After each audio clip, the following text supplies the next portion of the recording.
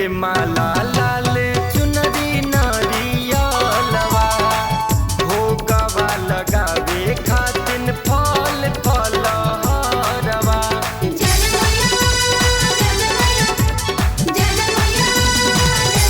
अड़हुल के माला लाल चुनरी नारियलवा भोगवा लगावे खातिन फल फलहरवा। आरती के थरिया लेके बहरिया करिले इंतजार। आरती के थरिया लेके बहरिया करिले इंतजार। माई खोली ना के बड़िया सुन के सेवका के पुकार।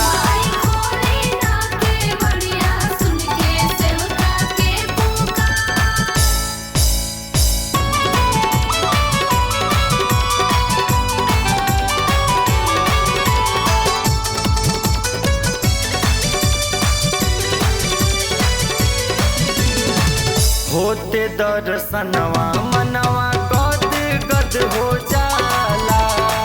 सारा सुख माई राउर चरण में